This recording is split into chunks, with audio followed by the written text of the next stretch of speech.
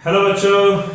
तो बच्चों, पिछले लेक्चर में हम लोगों ने electric potential and potential difference के कॉन्सेप्ट को पढ़ा था और अब हम लोग क्या करने जा रहे हैं, इसी पे बेस्ड कुछ बहुत सिंपल न्यूमेरिकल्स करने जा रहे हैं। डायरेक्ट फॉर्मूला बेस्ड हैं बच्चों न्यूमेरिकल्स इसके, और बहुत आसान है।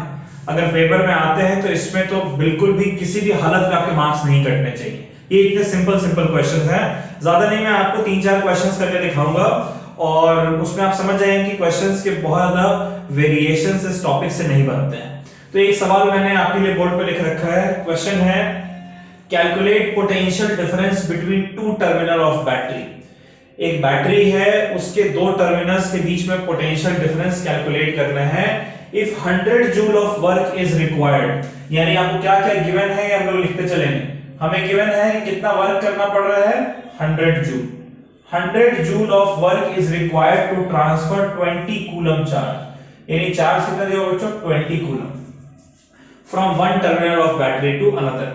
कह रहा है कि एक बैटरी है, उस बैटरी को 20 कूलम चार्ज, मैंने 2 कूलम लिख दिया गलती से, 20 कूलम चार्ज, 20 कूलम चार्ज को एक टर्मिनल, पॉजिटिव टर्मिनल से नेगेटिव टर्मिनल तक भेजने में बैटरी को 100 जूल वर्क करने की जरूरत पड़ रही है। तो कह रहा है कैलकुलेट पोटेंशियल डिफरेंस।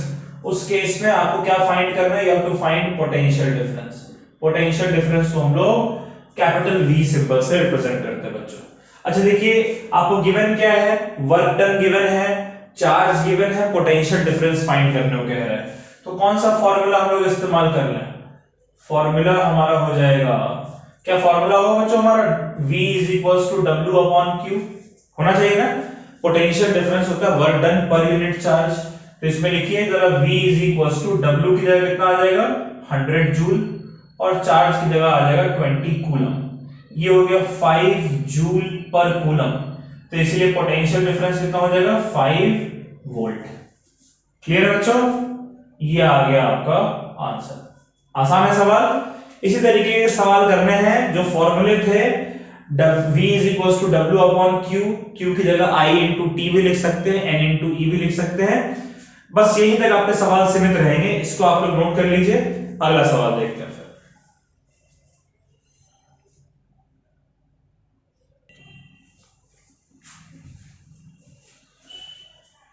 चलिए बच्चों, ये अगला सवाल है। क्वेश्चन कह रहा है कि how much current will flow across circuit. कितना करंट एक सर्किट के अक्रॉस फ्लो करना चाहिए 2 सेकेंड में। If battery creates a potential difference of 8 volt by losing 40 joule energy, यानी कह रहा है कि 2 सेकेंड का टाइम है, उसमें कितना करंट फ्लो करना चाहिए ये आपको निकालना है।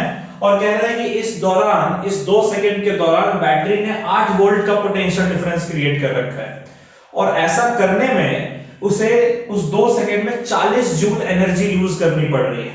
तो सबसे पहला दिमाग तो हमें ये लगाना बच्चों, पहले तो हम लोग गिवन लिख लेते हैं। गिवन है टाइम आपको 2 सेकेंड का, कितना टाइम गिवन है बच्चों, 2 सेकेंड। 2 सेकेंड में आपको करंट फाइंड करना है, और कह रहा है कि पोटेंशियल डिफरेंस जो है वो 8 वोल्ट का है। 8 वोल्ट का पोटेंशियल डिफरेंस क्रिएट हुआ है, और उसको करने के लिए 2 सेकंड तक 8 वोल्ट का पोटेंशियल डिफरेंस मेंटेन रखने के लिए बैटरी को 40 जूल एनर्जी यूज करनी पड़ रही है। अच्छा, आप एनर्जी यूज कर रहे हो, इसका मतलब क्या हो, अगर आप 40 जूल एनर्जी यूज कर रहे हो, यानी आप 40 जूल का वर्क कर रहे हो। आप कितना वर्क कर रहे हो, जितनी एनर्जी यूज करते हो उतना आप वर्क करते हो। तो इसलिए अगर कह रहा है कि एनर्जी 40 जूल है, यानी आप समझ जाइए कि वर्क जो है वो 40 जूल के बराबर है। ठीक है, और आपसे क्या कह रहा है फाइंड करने को, how much current, so you have to find the value of current. Clear है? ओके, अब नोटिस करिए बच्चों कि करंट के लिए फॉर्मूला क्या यूज करेंगे। तो एक फॉर्मूला मुझे याद आ रहा है, आई होप आप लोगों को भी याद आ रहा हो।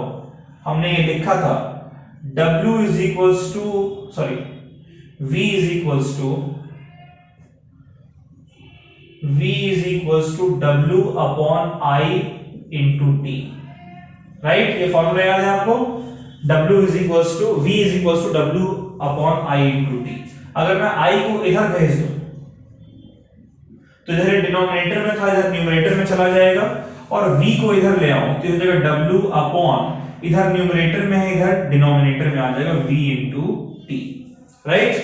अब देखिएगा जरा बच्चों, कितना w कितना है 40 जूल, डिवाइडेड बाई v कितना है 8 वोल्ट इंटू 2 सेकेंड, देखिए हो जाएगा 5, तो करंट कितना आ जाएगा आपका 5 अपॉन 2 यानी कि 2.5 एम्पियर। क्लियर है? चलिए बच्चों इसको नोट कर लीजिए आप लोग।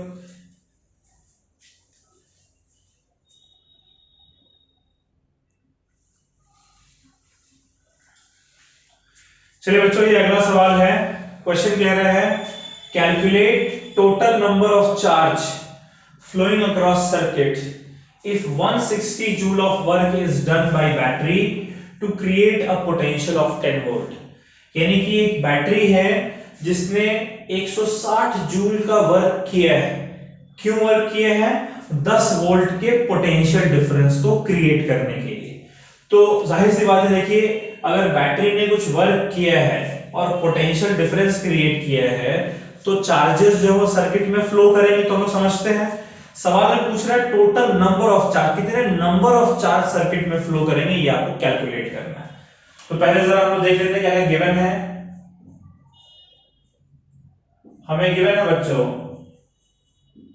कि पोटेंशियल डिफरेंस 10 वोल्ट है, ठीक है, और जो बैटरी ने जो वर्क किया वो 160 जूल का वर्क किया है। कितने जूल का वर्क किया है?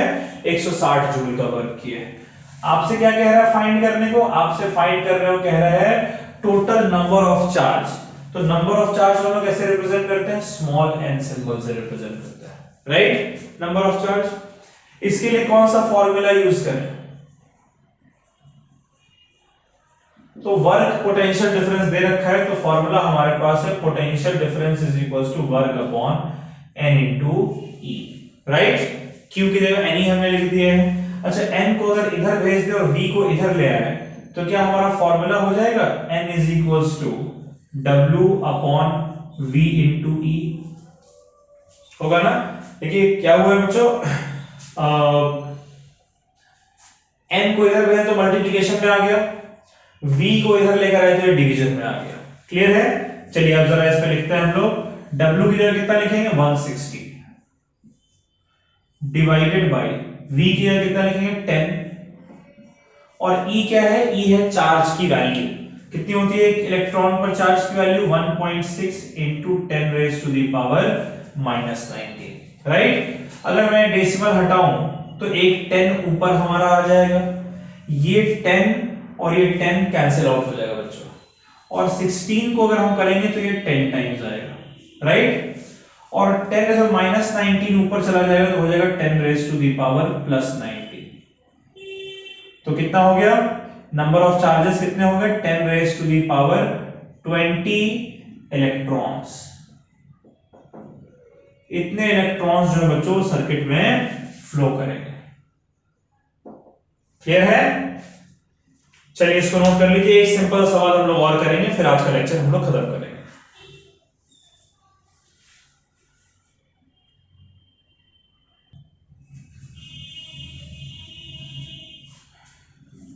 चलिए बच्चों ये आखिरी सवाल है, इसको देख लेते हैं। क्वेश्चन कह रहा है कि if 6.4 into 10 raised to the power 18 electrons flow across conductor, ये क्या है? ये नंबर दे रखा है कि इतने सारे इलेक्ट्रॉन्स फ्लो कर रहे हैं, ठीक है।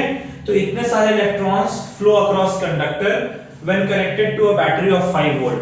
बैटरी ने कितना पोटेंशियल डिफरेंस क्रिएट कर रखा है बच्चों? 5 वोल्ट। तो कह रहा है calculate the work done by battery, ठीक है। यानी एक बैटरी है, उसने एक पोटेंशियल डिफरेंस क्रिएट किया है, उस पोटेंशियल डिफरेंस की वजह से इतने चार्जेस फ्लो कर रहे हैं। तो भाई पोटेंशियल डिफरेंस बैटरी ने क्रिएट किया, चार्जेस फ्लो कर रहे हैं। ऐसा करने के दौरान बैटरी को कुछ वर्क करना पड़ेगा ना, वो वर्क आपको कैलकुलेट करना है। तो क्या क्या गिवन है बच्चों? गिवन हमें है कि n की वैल्यू है 6.4 into 10 raised to the power 18, और पोटेंशियल डिफरेंस जो क्रिएट हो रहा है वो है 5 वोल्ट का, ठीक है। What do you have to find? You have to find the work done. You have to find the work done. तो वर्क डन के लिए फॉर्मूला क्या हो जाएगा बच्चों? फॉर्मूला तो हमारा है ही V is equals to W upon N into E, है ना।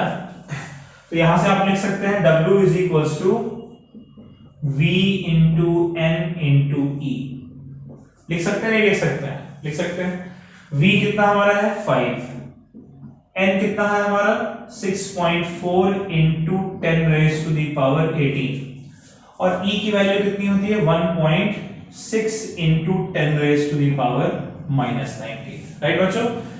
देखिए ये और ये जाएगा, बचाएगा कितना 10 raise to the power -1, 5 into 1.6 हो गया 8 इंटू 6.4, ठीक है, into 10 raise to the power -1। देख सकते हैं 5 और 1.6 को मल्टीप्लाई किया तो 8 आ गया, 8 इंटू 6.4। अब देखिएगा जरा 8 4 जा 32 कैरी ओवर 3, ठीक है, 8 6 जा 48 एंड 3 51, तो कितना हो गया ये 51.2 into 10 raise to the power -1। आप चाहे तो इस टाइम -1 को नीचे भेज दें तो ये जाएगा 51.2 upon 10, so therefore the work done becomes 5.12 joule. Clear बच्चों, ठीक है। न्यूमेरिकल्स इसके सारे आसान थे, बस आपको 2-3 फॉर्मूले याद होने चाहिए, डायरेक्ट फॉर्मूले में पुट करना और सॉल्व करना है, और कोई दिमाग लगाने की जरूरत नहीं, ठीक है। तो चलिए हम लोग यहां पर समाप्त कर रहे हैं। अगले लेक्चर में हम लोग ओम्स लॉ पढ़ेंगे, ठीक है। वो बहुत इंपॉर्टेंट टॉपिक है ओम्स लॉ, क्योंकि इसके आगे आने वाले जो टॉपिक्स हैं वो ओम्स लॉ पे डिपेंडेंट है। तो अगला लेक्चर बिल्कुल भी स्किप मत करिए किसी भी हाल में, और यहां तक का जो टॉपिक आपने पढ़ा है उसको अच्छे से प्रैक्टिस करिए, क्वेश्चंस ढूंढिए, क्वेश्चंस भी करिएगा अच्छे से, ठीक है बच्चों। चलिए bye bye, take care, stay safe, इसको नोट कर लीजिए, ऑलराइट, बाय।